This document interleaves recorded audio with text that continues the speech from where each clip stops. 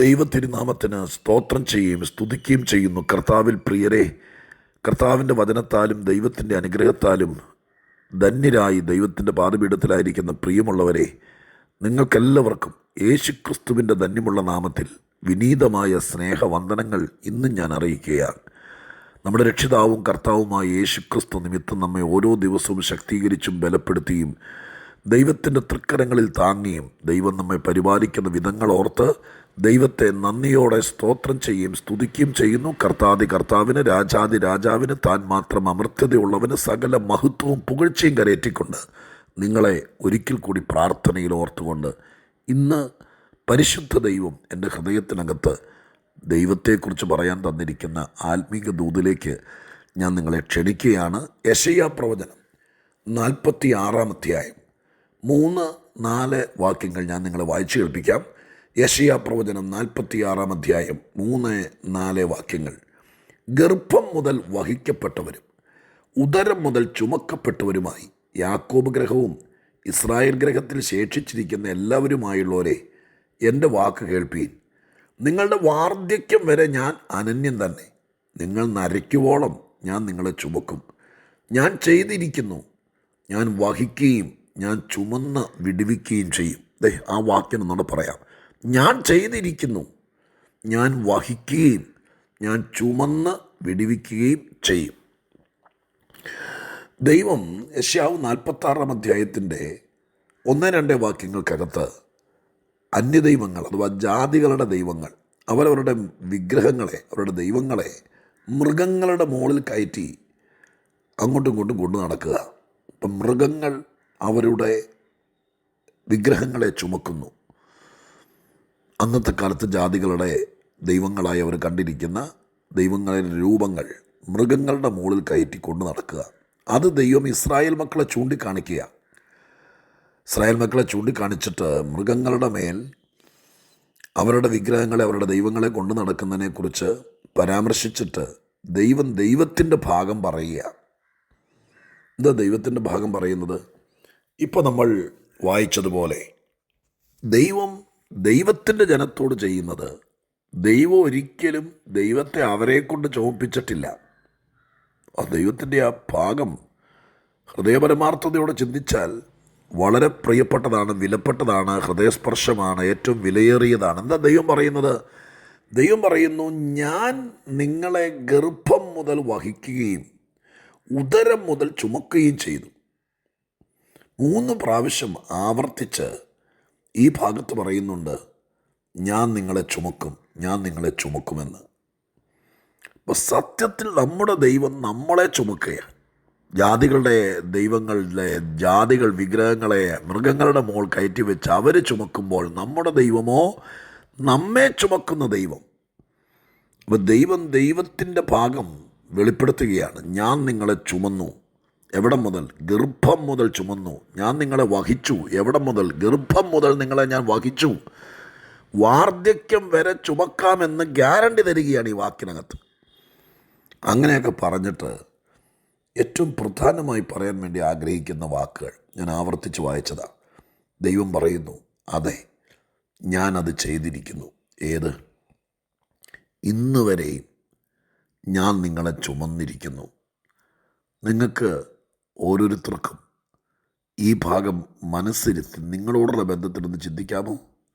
എന്നെങ്കിലും ദൈവം നിങ്ങളെ ചുമന്നതായി നിങ്ങൾക്ക് ഓർമ്മയുണ്ടോ? ദൈവം കള്ളം പറയില്ല, ദൈവം നുണ പറയില്ല. ചുമക്കുക എന്ന് പറഞ്ഞത് ചാക്കി കെട്ടി കായംകൊല ചന്തയെ കൊണ്ടുപോകും പോലെ തലയെ ചുമക്കൊണ്ട് പോകുന്നതിനെക്കുറിച്ചല്ലല്ലോ. ബൈബിളിനൊരു ഭാഷയുണ്ടല്ലോ. പിന്നെ എന്താണ് ദൈവം പറയുന്നത്? നിങ്ങളുടെ പ്രയാസങ്ങളിൽ, നിങ്ങളുടെ ബുദ്ധിമുട്ടുകളിൽ, നിങ്ങളുടെ വേദനകളിൽ, നിങ്ങൾക്ക് താഴെ നിൽക്കാൻ പറ്റാത്ത പ്രതിസന്ധികളിൽ നിങ്ങളെ ദൈവം എടുത്തു ചുമന്നു. ഒരു കൊച്ചു കുഞ്ഞിൻ്റെ മനസ്സ് നിങ്ങളുടെ ഹൃദയത്തിലേക്ക് വരണം. ഇത് മനസ്സിലാകണമെങ്കിൽ കുഞ്ഞുങ്ങളെ വളർത്തിയിട്ടുള്ളവർക്കറിയാം. അവർ ഭയം വരുമ്പോൾ, ക്ഷീണം വരുമ്പോൾ, തളർച്ച വരുമ്പോൾ അമ്മയെക്കൊണ്ട് ഇടിപ്പിക്കാൻ വേണ്ടി സിദ്ധാന്തം ഉണ്ടാക്കും.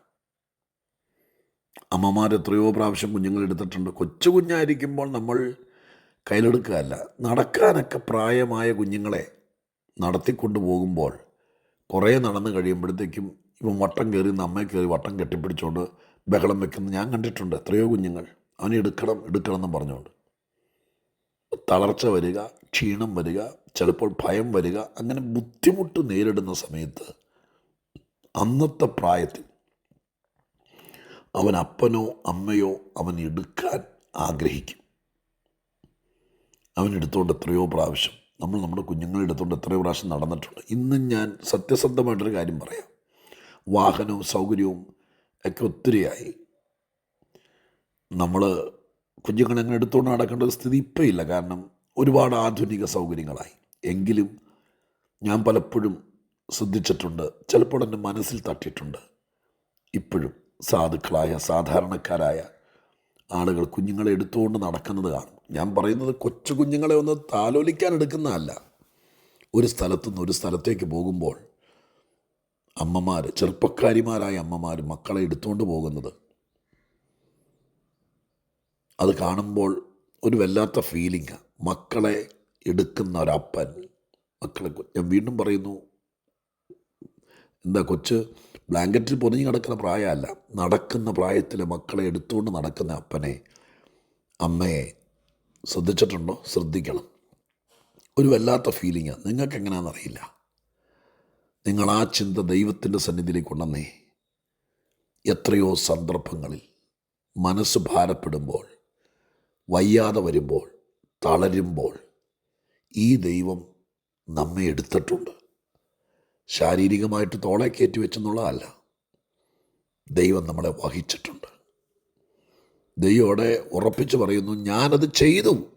അങ്ങനെ എഴുതിയിരിക്കുന്ന വാക്കിൻ്റെ ഗൗരവം, ഞാൻ ചെയ്തിരിക്കുന്നു. അല്ല, ചെയ്യുമെന്നല്ല, എത്രയോ പ്രാവശ്യം ആ വാക്ക്, നിൻ്റെ ആത്മാർത്ഥത നിങ്ങൾക്കത് പിടികിട്ടുന്നൊന്നറിയില്ല. ഞാൻ ഈ വാക്ക് ചിന്തയ്ക്ക് വേണ്ടി എടുക്കാൻ കാരണം എന്നെ തൊട്ടത് ഈ 2-3 വാക്കാണ്. ദൈവം പറയുന്നു, എടാ ഞാനത് ചെയ്തിരിക്കുന്നു. എന്നോട് പറയുന്നു, ഞാനത് ചെയ്തിരിക്കുന്നു. എന്ത്? നിന്നെ എത്രയോ പ്രാവശ്യം ഞാൻ എടുത്തിരിക്കുന്നു, എത്രയോ പ്രാവശ്യം ഞാൻ വഹിച്ചിരിക്കുന്നു. അയ്യോ, ഞാൻ പുറകോട്ട് ചിന്തിച്ചു, ശരിയാണപ്പാ. ഒരുപാട് പ്രാവശ്യം ഞാൻ തളർന്നപ്പോൾ, ഞാൻ വേദനിച്ചപ്പോൾ, ഞാൻ ഒതുങ്ങിയപ്പോൾ സ്വർഗത്തിലെ ദൈവം എന്നെ വഹിച്ചിട്ടുണ്ട്, ചുമന്നിട്ടുണ്ട്. ഞാൻ വഹിച്ചിരിക്കുന്നു, ഞാൻ ചുമന്നിരിക്കുന്നു. എന്നിട്ടെന്താ എഴുതിയിരിക്കുന്നത്? ലാസ്റ്റ് വാക്ക്, ആ വാക്ക് ഞാൻ പറയാം. ആ വാക്കിങ്ങനെ എഴുതിയിരിക്കുന്നത്, ഞാൻ വഹിക്കുകയും ഞാൻ ചുമന്ന് വിടുവിക്കുകയും ചെയ്യും. അതൊരു ഭാവികാല പ്രയോഗമാണ്. ഞാനത് ചെയ്തിട്ടുണ്ട്, ഇനിയും ഞാൻ ചുമന്ന് വിടുവിക്കുകയും ചെയ്യും. ആ വാക്ക് നിങ്ങൾ കേട്ടെ, ചുമന്ന്. ഞാനിത് പറയുമ്പോൾ കല്ലറത്തോട്ടത്തിൽ മഗ്ദലക്കാരത്തി മറിയ യേശുക്രിസ്തുവിനെ തോട്ടക്കാരനെന്ന് കണ്ടിട്ട് തെറ്റിദ്ധരിച്ച്, യജമാനനെ, എൻ്റെ ഗുരുവിനെ എവിടെ വെച്ചത്? പറ, ഞാൻ അവനെ എടുത്തോണ്ട് പൊക്കോളാം എന്ന് പറഞ്ഞൊരു വാക്ക് നിങ്ങൾ ഓർക്കുന്നുണ്ടോ? അവളെ കൊണ്ട് പറ്റുമെന്നറിയില്ല. 33 വയസ്സ് പ്രായമുള്ള അതികായനായൊരു പുരുഷൻ്റെ ശരീരം എടുത്തോണ്ട് പോകാൻ മഗ്ദലക്കാരത്തി മറിയ എന്ന സ്ത്രീക്ക് പറ്റുമെന്ന് എനിക്കറിയില്ല. പക്ഷെ അവൾ പറഞ്ഞല്ലോ, ഞാൻ എടുത്തോണ്ട് പൊക്കോളാന്ന്. അതിനേക്കാളൊക്കെ അപ്പുറം ദൈവം നമ്മോട് പറയുന്നു, വേണ്ടി വന്നാൽ, നിന്നെ വിട്ടുതരില്ലെങ്കിൽ, നിന്നെ പുറത്തിറക്കാൻ പറ്റില്ലെങ്കിൽ, മോളിൽ കൂടെ ഇറങ്ങി വന്ന് തോളെ ചുമന്നോണ്ടാണെങ്കിലും ഞാൻ നിന്നെ വിടുവിച്ചിരിക്കും. എത്ര ആത്മാർത്ഥതയാ വാക്കിനകത്ത്, എത്ര ധീരത, എത്ര ശക്തമായ ഉത്തരവാദിത്വം. ഈ ദൈവത്തെ ദൈവമായി കിട്ടിയതിൽ നിങ്ങൾക്ക് സന്തോഷിക്കാൻ പറ്റുന്നുണ്ടോ? ഞാൻ ഒത്തിരി സ്തോത്രം, മനസ്സുകൊണ്ട് ഭയങ്കരമായി സ്തോത്രം ചെയ്തുകൊണ്ട് ഈ വാക്കുകൾ ഞാൻ റെക്കോർഡ് ചെയ്യുന്നത്. എൻ്റെ പ്രിയപ്പെട്ടവരെ, ദൈവത്തിൻ്റേതായി ജീവിച്ചാൽ അവരോടുള്ള ബന്ധത്തിൽ ഉറപ്പ് തരികയാണ്. നിന്നെ പുറത്തു നിന്ന് വിളിച്ചിറക്കുമല്ല. എൻ്റെ പൈതലിനെ പുറത്തു വിടാൻ വേണ്ടി പറവോനോട് മോശയെ പറഞ്ഞു വിട്ട് പറയിപ്പിക്കുക ചെയ്തത്. എൻ്റെ ജനത്തെ വിടുവിക്കണം, വിട്ടു തരാൻ പറയുക ചെയ്തത്. പക്ഷെ ദൈവം പറയുന്നു, ഇനി അവൻ വിട്ടു തന്നില്ലെന്നിരിക്കട്ടെ, അത്ര പോകേണ്ട വന്നില്ല അവിടെ വെച്ച്. ഈ പറവോൻ വിട്ടു തന്നില്ലെങ്കിൽ ഞാൻ ഇറങ്ങി വന്ന് നിങ്ങളെ തോളയിലെടുത്തുകൊണ്ട് പുറത്തു കൊണ്ടുവരും. ഏത് കൽത്തുറങ്കനകത്തിട്ടാലും, ഏത് അടച്ച മുറിക്കകത്തിട്ടാലും, ഏത് ബന്ധനത്തിലിട്ടാലും ദൈവം ചുമന്ന് വിടുവിക്കും എന്ന് പറഞ്ഞാൽ നിന്നെ തോളെ വഹിച്ച്, നിന്നെ ഞാൻ കയ്യെ പിടിച്ചല്ല, എൻ്റെ കഴുത്തെ വെച്ചല്ല, ചുമലിൽ വഹിച്ചുകൊണ്ടാണെങ്കിലും ഞാൻ നിന്നെ ചുമന്ന് വിടുവിക്കും. ഞാനത് ചെയ്യും. യേശുവിൻ്റെ നാമത്തിൽ അങ്ങനെ സംഭവിക്കാൻ സാധ്യതയുണ്ടെന്നല്ല പറയേണ്ടത്, ഈ ദിവസങ്ങളിൽ സംഭവിക്കുമെന്ന് വിശ്വസിക്കണം. എന്നെ എൻ്റെ ദൈവം ഞാനായിരിക്കുന്ന സാഹചര്യത്തിൽ നിന്ന് ചുമന്ന് വിടുവിക്കും. അത്രയ്ക്ക് ഉറപ്പാണ്. നിങ്ങളെ ഒരു വിടുതൽ നടക്കണം, ഒരുത്തൻ രക്ഷപ്പെടണം, ഒരുത്തനെ പുറത്തു കൊണ്ടുവരണമെന്ന് ദൈവം ആഗ്രഹിച്ചാൽ അതെന്ത് വില കൊടുത്താണെന്ന് ദൈവം ചെയ്യും. ആ ഗ്യാരണ്ടിയാണ് ഇവിടെ ദൈവം പറയുന്നത്. ഞാനിങ്ങനെ പറഞ്ഞ് അവസാനിപ്പിക്കാം. ഇന്ന് വരെ അവൻ ചെയ്തു. ഇനിയും ഈ ദൈവം വേണ്ടി വന്നാൽ ചുമന്നുകൊണ്ട് പുറത്തേക്ക് വരും. കിടക്കുന്ന വലിയ ബന്ധനത്തിനകത്ത് നിന്ന്, പീഡനത്തിനകത്ത് നിന്ന് അത് ചെയ്യാൻ കഴിവുള്ള ഈ ദൈവം, ഒരുത്തിന് ഈ ദൈവത്തെ വിശ്വസിച്ചാൽ അവനെ കൈവിടത്തില്ല. ഈ ദൈവത്തെ അനുസരിച്ചാൽ അവനെ മറന്നു പോകത്തില്ല. ഞാൻ നിങ്ങളെ ചുമന്ന് വിടുവിക്കുകയും ചെയ്യും. പ്രാർത്ഥിക്കാം. പരിശുദ്ധ ദൈവമേ, ഞങ്ങളുടെ സ്വർഗീയ പിതാവേ, ഈ നല്ല വചനത്തിനായി സ്തോത്രം. എൻ്റെ കർത്താവിൻ്റെ ആത്മാർത്ഥത, എൻ്റെ ദൈവത്തിൻ്റെ ഉത്തരവാദിത്വം, എൻ്റെ ദൈവത്തിൻ്റെ വിശ്വസ്തത, എൻ്റെ ദൈവത്തിന് തൻ്റെ ജനത്തോടുള്ള കൂറ്, ഇതെല്ലാം ഞാനിത് കാണുന്ന കർത്താവേ, ഞങ്ങളത് കണ്ട് സ്തോത്രം ചെയ്യുന്നു. ഇന്നത് കേൾക്കുന്ന ദൈവമക്കൾക്ക് ഉറപ്പ് കിട്ടട്ടെ. ദൈവത്തെ വിശ്വസിച്ചാൽ എന്ത് ചെയ്തിട്ടാണെങ്കിലും പുറത്തു കൊണ്ടുവരേണ്ടവരെ പുറത്തു കൊണ്ടുവരുമെന്ന് ദൈവം അത് ചെയ്യും. ഞാനത് വിശ്വസിക്കുന്നു. യേശുവിൻ നാമത്തിൽ പ്രാർത്ഥിക്കുന്നു. കേൾക്കണമേ പിതാവേ. ആമേൻ.